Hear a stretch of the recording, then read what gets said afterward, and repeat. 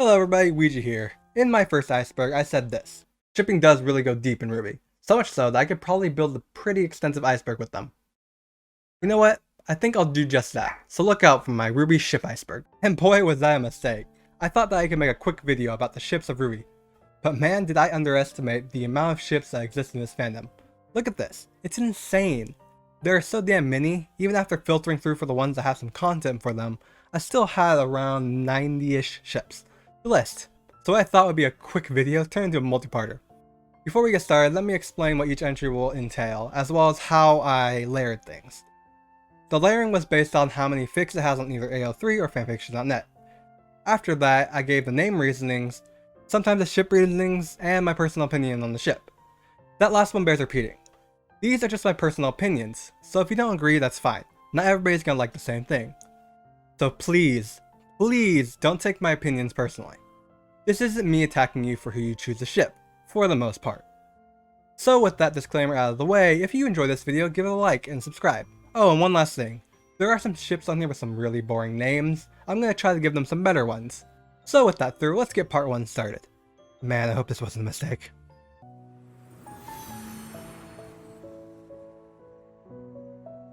Bumblebee is a pairing of Yang and Blake, and stands at a monstrous 6,000 stories written on AO3. Bumblebee is by far the most popular ship within the RWBY fandom, with the name inspired by the colors of the characters in question, and the fanbase so rabid it's been nicknamed the Wasps. Bumblebee reigns as the supreme ship within the fandom. This ship got its start when Blake and Yang became partners, and everybody went, since they're partners they should also date. It ballooned from there as they got closer, but it wasn't until the most recent volumes that it really became a valid romance option, after the exit of a certain other character who we will get to later. Personally, I'm not a huge fan of this ship. Wait, put away the torches and pitchforks, it's probably not for the reason you think. The reason for my dislike for the ship has nothing really to do with the ship itself. This ship is kind of okay, much like one of the characters involved. I don't really have any major feelings one way or another towards it. No, my dislike comes from the aforementioned community. The way I've seen them treat other members of the community who happen to not agree with their ship, turned me off to this ship as a whole, ruining it for me. Though this dislike has made it hard to find content to enjoy within the community.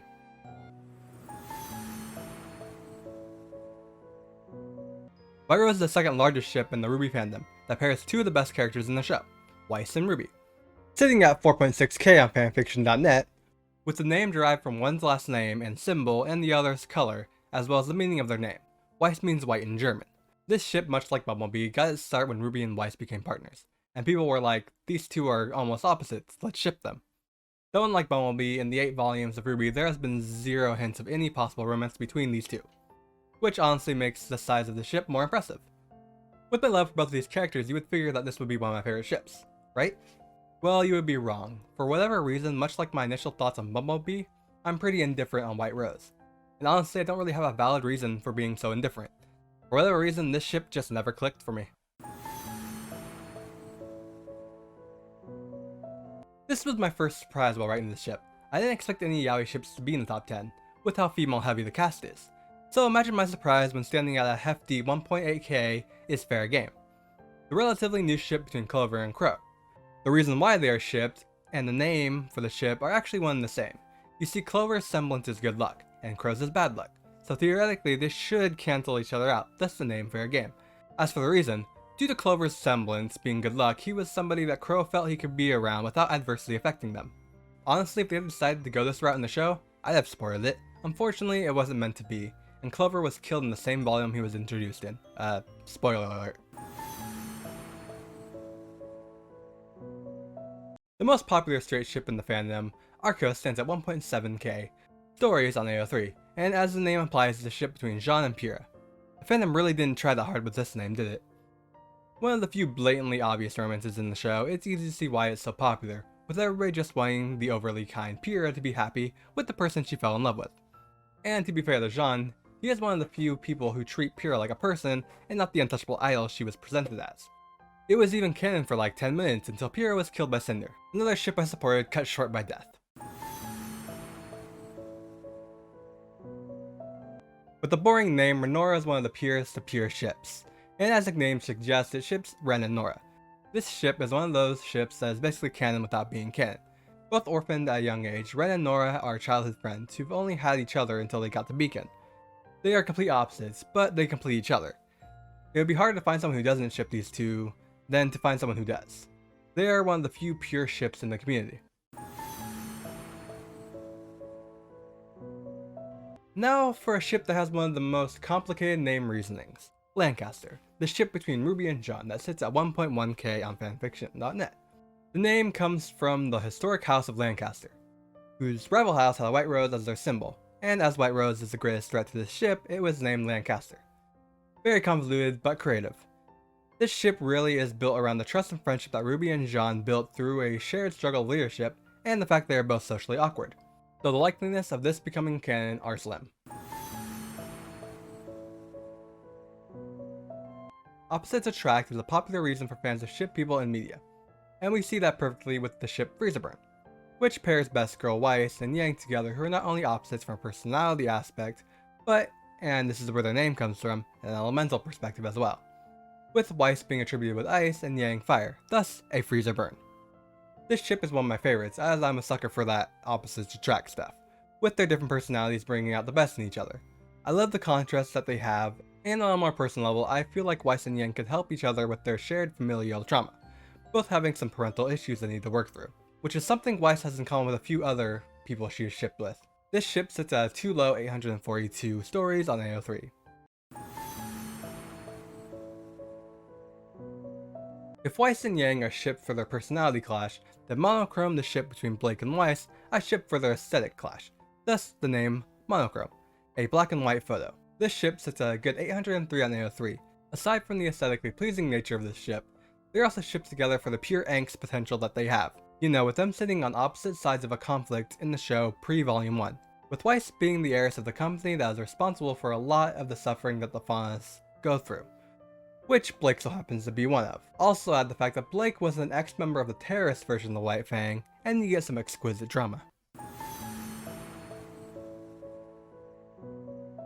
Of all the pairings that involve the main cast, Ladybug, the ship between Ruby and Blake, seems to be the most random, just being there so both characters have a romance when their partners are engaged in other romances, with its name, like Bumblebee, being derived from a bug that shares the colors of the characters. There's really not much to say from a personal perspective, other than I like seeing this one because it means the chances of Freezeburn being a thing goes up.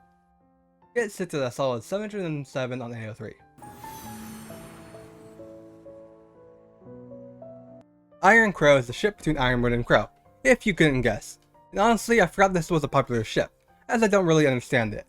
Unless it's just that they are the only members of Ozpin's inner circle that still get screen time.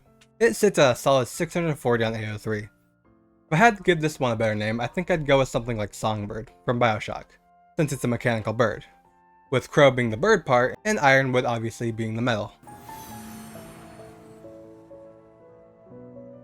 Another very pure ship, which how could it not be, it literally involves two of the purest characters in the anime, Nuts and Dolts is the ship between Penny and Ruby, getting its name from the fact that Penny is a robot and Weiss's nickname for Ruby is Dolt. This is another ship that is very easy to see why it exists. Ruby is Penny's very first friend. She's the first person to know that she's a robot, and despite that, still treats her like a person. She's just filled with nuts and bolts instead of squishy bits is what Ruby says, I believe. Also, they're just so cute together. Look how pure they are. This ship is unfortunately something that will never happen as Penny died for the second time in the most recent volume, which is awful, because I think Nuts and Dolts ranks as Ruby's best ship in my opinion. This ship sits at an underrated 631 on AO3. Man, RoosterTeeth really sunk the ship twice. Cold-blooded. As far as pairings involving side characters, Crosshairs, which is the ship between Coco and Velvet, is the most popular, sitting at a comfortable 489 on AO3. This ship gets its name from combining Coco's symbol of a crosshair and Velvet's fauna's heritage, a bunny, or a hare, thus Crosshairs. While this ship has been around for as long as the characters have been, it really hit its stride after the release of the caffeine-centric book, After the Fall, which I should really read, where we learned that they both attended the same academy before Beacon. Bella even hoped to become her partner when they attended Beacon. That didn't really happen though. Coco is canonically lesbian, no info on Velvet's sexuality though. White Knight. This ship between Weiss and John has similar reasons behind it as Arcos. with works usually having Weiss realizing that Jean doesn't like her for her name, but for who she is, and giving him a chance. The ship gets its name from Weiss's color and the ideas that Jean kinda upholds, of a knight. This is one of the ships that is still possible, if they decide to go in that direction, with neither Jean nor Weiss having any real romantic interest. It sits at 423 works. At this point in the show, this is probably the RWBY ship most likely to happen, you know, with Penny's death and all. Rose Garden, the ship between farm boy Oscar and everybody's lovable idiot RWBY. This is one of the newer ships with RWBY to pick up traction in the fanbase, and sitting at 396 on AO3, it isn't exactly small. This ship started with this scene.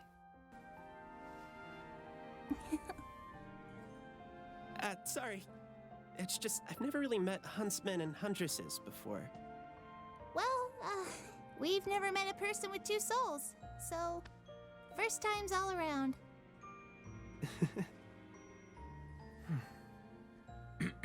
Since then, a lot of people have assumed that he has a crush on RWBY. This pairing has its fair share of detractors, most of them White Rose fans I assume, with them usually pointing to Oscar's age being 14 when he's introduced. And to them, I say this.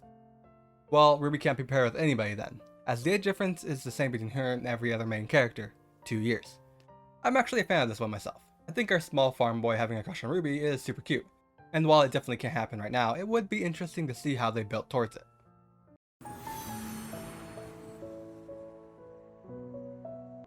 Before the show decided to shift away from it, and towards Bumblebee, Black Sun, the pairing between Blake and Sun was pretty much what everybody expected to happen, with the show being pretty obvious about them being interested in each other, with the blushes, dancing, and the canonical song like Morning Follows Night. This ship gets its name from Blake's color, and well, Sun's name, and sits at a highly underrated and a surprising to me low number of 382 on AO3. This is personally my favorite of Blake's ships, with Sun really being the person to convince Blake to stop hiding who she is. He also was always there when she needed it, and even when she didn't want him to be. Like post the fall of Beacon. This ship and its shippers get a lot of unnecessary hate from the Bumblebee fans, for being something that could have happened instead. This one unfortunately is never going to happen, with the show shifting away from it in a manner that was so quick it threw Sun out of the show.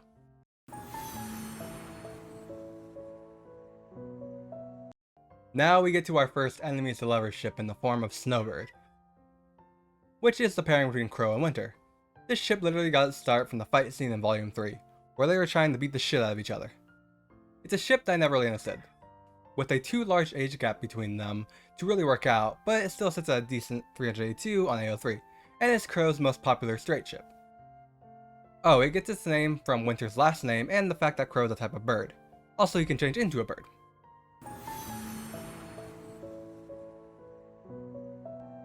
Now another ship that died in Volume 3, and gave birth to another ship, that we already talked about. Clockwork is the pairing of Ozpin and Crow, getting its name from Ozpin's symbol and the Q from Crow's name.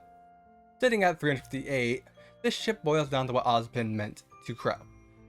He gave him a reason to be a better person, he gave him a goal that was bigger than himself in a fight against Salem, to let him be something that wasn't a murderous bandit like his sister went on to be later in the show.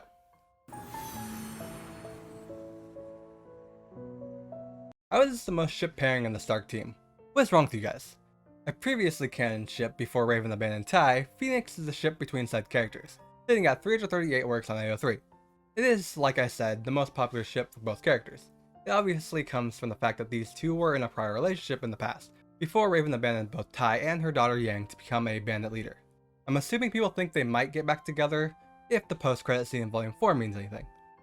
Honestly, unless they do a 180 with Raven's character, I hope this doesn't happen. It does have a very cool name, I will admit, with the inspiration being Ty's relation with fire and Raven being a bird, thus the Firebird a phoenix.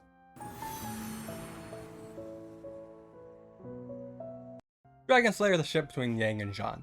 It sits at 334 works on AO3, and there's not really much else to say on this ship other than that it's another Jean ship.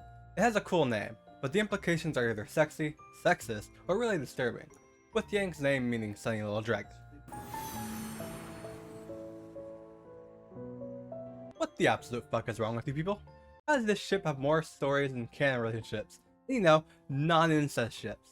Enabler is a ship between half-sisters RWBY and Yang, that gets the name from the enabling of incest, I guess? This ship sits at a whopping 213 works on AO3. It usually involves other ships, or Crow being RWBY's father, because cousin incest I guess is more acceptable? Which no, it is not. I feel like vomiting just thinking about the ship. So let's move on to one that's actually somewhat related to something I talked about here. You guys really want that Crow being RWBY's father theory to be a real thing, don't you?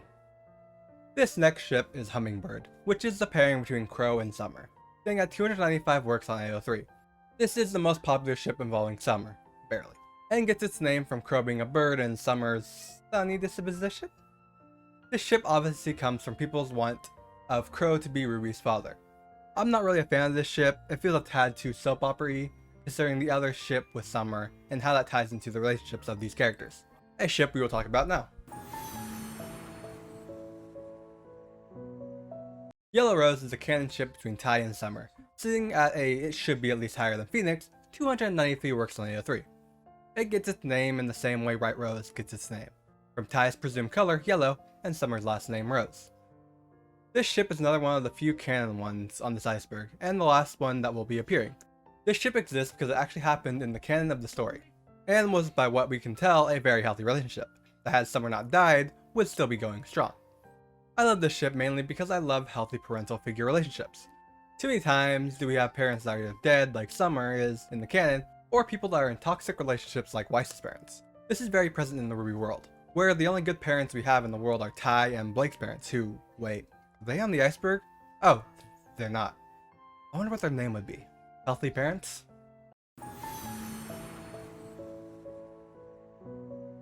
Honestly, I have no idea why this one exists, or why it has 254 fics on AO3. But Rosebird is the ship between Summer and Raven that gets its name from Raven's namesake and Summer's last name. I hate Raven, so naturally I hate this ship. This ship probably would have ended with Raven abandoning Summer with a child, to become a murderer, then we would wind up right where we are in canon. Why is the shipping community so lazy with yaoi ships?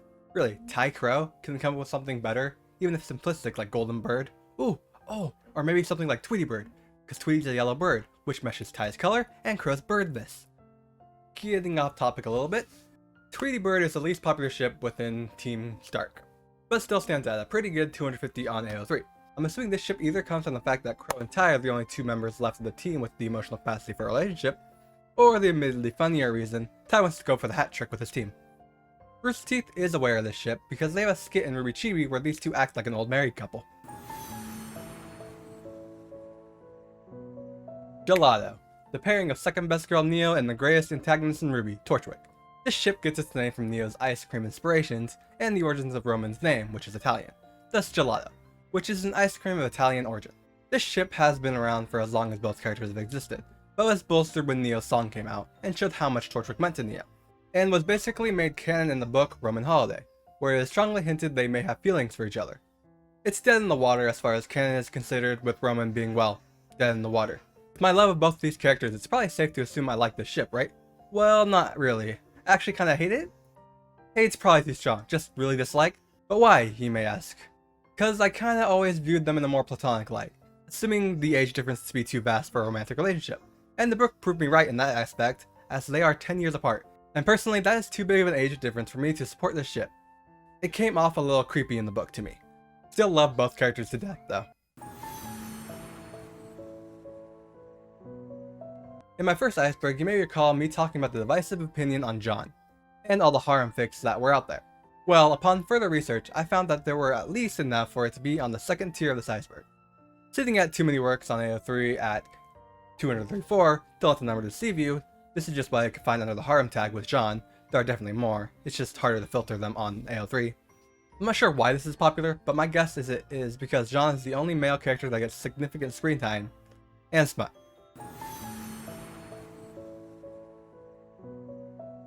Here we have our first poly ship, featuring Best Girl Weiss, Yang, and Blake. Getting its name by mashing Bumblebee and Schnee together, though the name kinda implies that they own Weiss, and I don't know how I feel about that.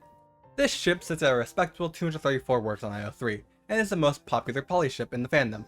I'm assuming because it involves the best character in the show, Weiss, and the most popular ship in the show, Bumblebee. As far as poly ships go, personally, I like this one, but I like any ship with Weiss in it, mostly. Also involves one of my favorite ships, Freezerburn. Another one of those ships that kind of exists because of the age-old rule, if two characters exist, they will be shipped. Milk and Cookies is the pairing of RWBY and Pyrrha, getting this name from RWBY's love of cookies and the fact that Pyrrha was on the front of a cereal box. It sits at 226 works on AO3, and as far as shipping them goes, I actually kind of like this one. I think RWBY and Pyrrha complement each other, both being some of the nicest characters in the show, and much like John, I think RWBY can see past the image of Pyrrha to the actual person. And that is the first part of my RWBY ship iceberg. What did you think? Was your favorite ship in this part, or are you still waiting? Did you agree or disagree with some of my thoughts? Tell me in the comments below, and let's try to keep things civil, please. I know with ships that is sometimes hard, but please try. So if you like this video, give it a like, comment, and consider subscribing. And finally, thank you for watching. Weegee out.